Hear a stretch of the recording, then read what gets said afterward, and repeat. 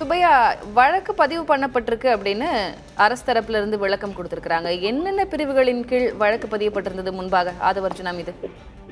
அது ஆதவர்ஜுனா பதிவிட்ட கருத்தில் ஒரு வன்முறை தூண்டும் வகையில் இது போன்ற சம்பந்தம் நம்ம கட்சியினர் வேடிக்கை பார்க்க முடியாத இந்த ஒரு தோணியில், அதாவது அவர் தொண்டர்களை தூண்டிவிடும் வகையில் பதிவு இருந்ததாக குறிப்பிடப்பட்டது.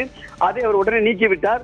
ஆனால் காவல்துறை தரப்பில் சட்ட ஒழுங்கை சீர்குலைக்கும் வகையில் பதிவு வெளியிட்டதாகவும், அதே போன்று அவர் பொது அமைதிக்கு குந்தகம் ஏற்படுத்தும் வகையில் இது போன்ற செயலில் ஈடுபட்டுள்ளார் என்றும் அவர் அந்த பிரிவில் வழக்கு பதிவு செய்துள்ளார்கள்.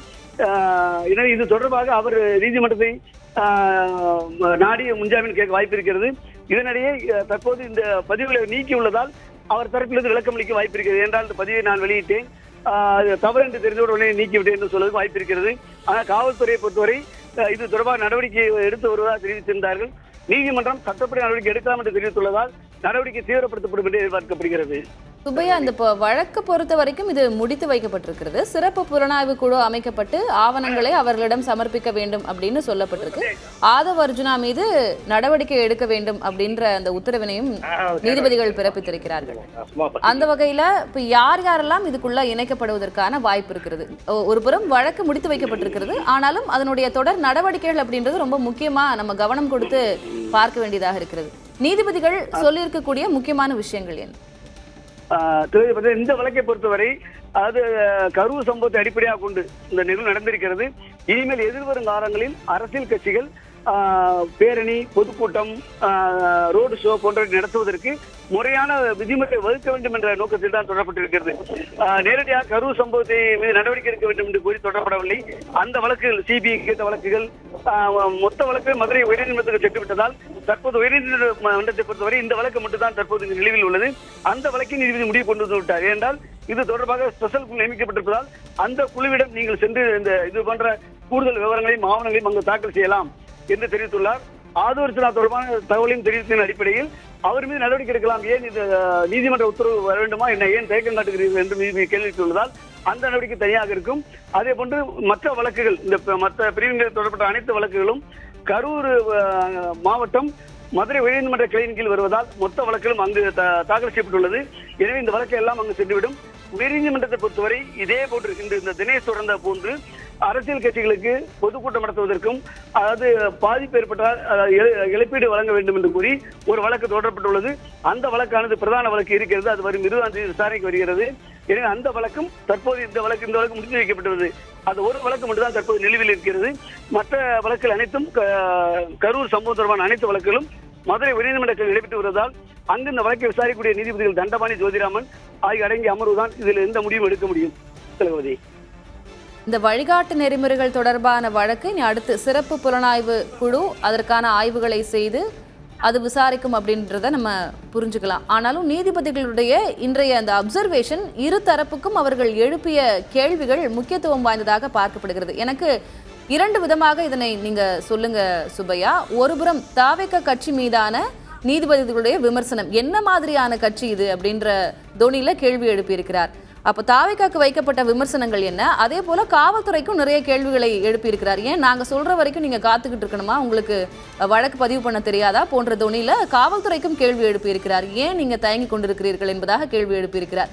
எனக்கு இருபுறமும் அவர் வைத்த காட்டமான விமர்சனங்கள், கேள்விகள் என்னென்ன அப்படின்றத விளக்குங்க. இந்த வழக்கை பொறுத்தவரை நீங்க குறிப்பிட்ட மாதிரி அரசு தரப்புக்கு, காவல்துறை தரப்புக்கு சில கேள்விகள் எழுப்பியுள்ளார். அதாவது நீங்க இது மாதிரி நடவடிக்கை எடுக்கவில்லை, ஏன் இது போன்ற தாமதப்படுத்தீர்கள், ஏன் நீங்க கண்ணை மூடிக்கொண்டிருக்கிற இந்த கேள்வி எழுப்பியிருந்தார். ஆனால் தாவேக தரப்புக்கு கடும் கண்டனை தெரிவித்திருந்தார். அதாவது என்னன்னா, இவ்வளவு சம்பவம் நடந்த பிறகும் அவர்கள் அந்த இடத்தை விட்டு உடனடியாக சென்று விட்டார்கள். ஒரு நிகழ்வு நடந்து ஒரு 41 பேர் உயிரிழந்திருக்கிறார்கள். அந்த இடத்தில் அவர்கள் மீட்பு பணி ஈடுபட்டிருக்க வேண்டாமா, இல்ல அந்த பாதுகாப்பு குறைபாடு இருக்கு என்பதை முன்கூட்டியே தெரிவித்திருக்க வேண்டாமா, இவ்வளவு பேர் கூட்டம் கூடுகிறது என்பதை பார்த்திருக்க வேண்டாமா, அதே போன்று உலகம் முழுவதும் சாட்சியாக பார்த்துக் கொண்டிருக்கிறது, நானே வீடியோ காட்சியை பார்த்தேன் என்று நீதிபதி கேள்விப்பிருந்தார். குறிப்பாக இவங்களுக்கு அரசு தரப்புக்கு கேள்வி நீதிபதிகள் வீடியோக்களை பார்க்கும் பொழுது எனக்கு வேதனையாக இருக்கிறது. 2 பேரை மட்டுமே கைது செய்துள்ளீர்கள். இந்த விஷயத்தில் வேறு என்ன நடவடிக்கை எடுக்கப்பட்டுள்ளது? அனைத்து நிகழ்வு நடந்துள்ளன. இதற்கு நீங்கள் தான் அனுமதி அளித்துள்ளீர்கள். காவல்துறை இந்த நிகழ்ச்சி நடைபெறுவதற்கு இந்த இடம்தான் என்று அனுமதி அளித்துள்ளீர்கள். அப்ப இவ்வளவு பேர் கூடும் பொழுது அதற்கான நீங்க அந்த இதை பார்த்திருக்க வேண்டாமா என்றும் கேள்வி எழுப்பினார். காவல்துறை வேண்டுமானால் இந்த விஷயத்தை கண்ணை மூடிக்கொண்டிருக்கலாம். ஆனால் நான் அப்படி இருக்க முடியாது என்றும் தெரிவித்தார். நீதிமன்றம் அப்படி இருக்காது என்றும் தெரிவித்தார். அது மட்டும் இல்லாமல் முதலமைச்சர், எதிர்க்கட்சி தலைவர் எல்லோருமே சம்பவத்துக்கு சென்றுள்ளார்கள் என்று தெரிவித்தார். அது மட்டும் இல்லாமல் அந்த விஜய் சென்ற அந்த சுற்றுலா வாகனம், அந்த வாகனத்தின் அருகே இளைஞர்கள் இருசக்கர வாகனத்தில் வந்து ஒருவர் இடித்து மோதி அந்த வாகனத்தை உள்ளே விழுந்து விட்டார்கள். அது தொடர்பான வீடியோக்கள் வெளியாகியுள்ளது. இதற்கு ஏதாவது வழக்கு பதிவு செய்யப்பட்டுள்ளதா என்றும் கேள்வி எழுப்பினார். அது மட்டும் இல்லாமல் வழக்கு பதிவு செய்வதற்கு புகார் வேண்டும் என்ற அவசியமில்லை, புகார் வரவில்லை என்று தெரிவிக்கப்பட்டதை அடுத்து புகார் வராவிட்டாலும் நீங்கள் ஏன் வழக்கு பதிவு செய்யவில்லை என்றும் கேள்வி எழுப்பினார். அது மட்டுமல்ல, அது அடுத்து தாவேகா தரப்பு கேள்வி எழுப்பிய நீதிபதி, இந்த விஷயத்தை பொறுத்தவரை தாவேகா பொறுப்பு என்ன? அவர்கள் இந்த சம்பவம் நடந்திருக்கிறது, 41 பேர் உயிரிழந்துள்ளனர், மொத்தத்தையும் கண்டும் காணாமல் இந்த இடத்தை விட்டு அப்புறம் சென்று விட்டார்கள் என்றும் தெரிவித்தார். அது மட்டுமல்லாமல் இதுக்கு அனுமதி, அந்த பிரசாரத்துக்கு அனுமதி பார்த்தீங்கன்னா 3:10 மணிக்கு அனுமதி வாங்கியுள்ளார்கள். 12 மணி வரைக்கும் மக்களை கூட்ட சொல்லி பெரிய கூட்டம் கூடியுள்ளது. அது போன்ற நிகழ்வு கூட்டியிருக்கும் பொழுது சமூகத்தில் அவங்க பதிவிட்டுள்ளார்கள். இதெல்லாம் பதிவிட்ட பிறகும் கூட்டத்துக்கு லேட்டாக வந்துள்ளார்கள்.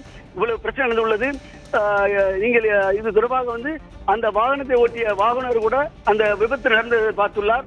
விஜய் வாகனத்துக்கு கீழே விழுந்துள்ளார்கள் இளைஞர்கள். அதை வாகன ஓட்டுநரை பார்த்துக் கொண்டிருக்கிறார். இவ்வளவு இருந்தும் ஏன் இதை தடுக்க முடியவில்லை என்றும் கேள்வி எழுப்பினார். அது மட்டுமல்லாமல் பேருந்து மோதி தொடர்பான வழக்கு பதிவு செய்யாவிட்டால் மக்கள் எப்படி காவல்துறை உங்களை நம்புவார்கள் என்றும் காவல்துறை நோக்கி கேள்வி எழுப்பினார். இந்த பிரசார வாகனத்தை ஏன் இன்னும் பதிவு செய்யவில்லை, இங்கே பதிவு செய்திருக்க வேண்டாமா என்றும் கேள்வி எழுப்பிய நீதிபதி, காவல்துறை இதில் கண்ணை மூடிக்கொண்டிருக்க வேண்டாம், ஆனால் நாங்கள் வந்து நீதிமன்றம் அது போன்று கண்ணை மூடிக்கொண்டிருக்க முடியாது என்றும் தெரிவித்த நீதிபதி, அரசு யாரையும் பாதுகாக்கவில்லை என்று அரசு தரப்பு தெரிவிக்கப்பட்டது. அப்படியானால் இவ்வளவு சேதங்கள் நடந்துள்ளது, இந்த சேதங்களை கணக்கிட்டுள்ளீர்களா, ஏன் இவ்வளவு தாமதம் என்றும் காவல்துறைக்கு கேள்வி எழுப்பினார். அதற்கு அரசு தரப்பில் தான் தாவேகா கேட்ட இடத்தை ஒதுக்கியுள்ளோம். 11 விதிமுறைகள் விதிக்கப்பட்டுள்ளது. எடப்பாடி பழனிசாமி இதே இடத்தில் தான் பிரச்சாரம் செய்திருந்தார்.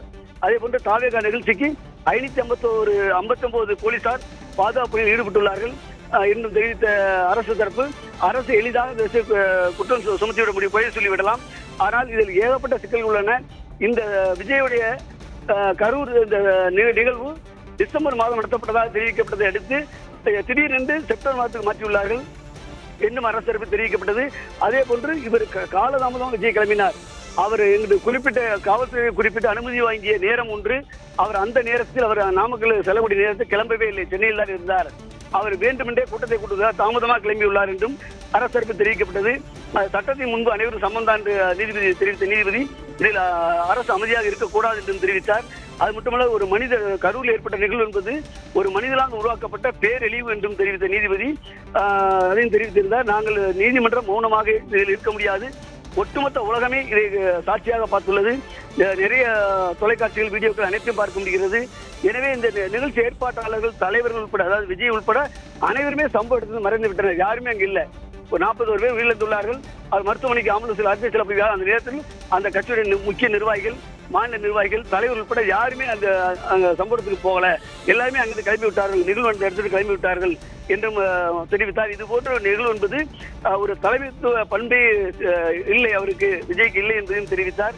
எனவே இதை நாங்கள் கண்ணை மூடிக்கொண்டு வேடிக்கை பார்க்க முடியாது என்று தெரிவித்த நீதிபதி, தலைவராக இருந்தாலும் தொண்டர்களாக இருந்தாலும் எல்லோருக்குமே சமமானதுதான், அது ஏன் ஒரு தனது கட்சி தொண்டர்கள் உயிரிழந்திருக்கும் பொழுது இதை கவனம் செலுத்தியிருக்க வேண்டாமா என்றும் தாவேகா தரப்புக்கு தெரிவித்தார். அதாவது எல்லா அரசியல் கட்சியை சேர்ந்தவர்களும் அங்குள்ள பொதுமக்களே மீட்பு பணி ஈடுபட்டுள்ளார்கள். அரசு மருத்துவர்கள் அந்த பணியில் ஈடுபட்டு அவங்களும் பண்ணியிருக்காங்க. இப்பெல்லாம் நிகழ்வு நடக்கும் பொழுது இந்த கட்சியை சேர்ந்த யாருமே இதில் கண்டுகொள்ளாமல் இருந்துள்ளார்கள் என்றும் வேதனை தெரிவித்த நீதிபதி தாவேகா கடுமையான கண்டனத்தை தெரிவித்திருந்தார். திலகவதி, விவரங்களுக்கு நன்றி சுப்பையா. முக்கியமான ஒரு சில செய்திகளை, அண்மை செய்தியை நாம் பார்த்திருக்கிறோம். அதில் சென்னை உயர்நீதிமன்ற நீதிபதியின் தாவேகா மீதான கடுமையான சாடல், அதே போல காவல்துறையினருக்கு அவர் எழுப்பி இருக்கக்கூடிய பல்வேறு கேள்விகளை நாம் பார்த்தோம். இந்த வழக்கு தற்போது சிறப்பு புலனாய்வு குழு அமைக்கப்பட்டு இந்த வழக்கு தொடர்பான ஆவணங்கள் அவர்களிடம் சமர்ப்பிக்கப்பட வேண்டும் என்று கூறி இந்த வழக்கினை முடித்து வைத்திருக்கிறார் நீதிபதி. ஆனாலும் அவர் மேற்கூறிய விஷயங்கள் முக்கியமானவை, ஆதவ் அர்ஜுனா மீது நடவடிக்கை எடுங்கள் என்றும் நீதிபதி பரிந்துரைத்திருக்கிறார், உத்தரவு பிறப்பித்திருக்கிறார்.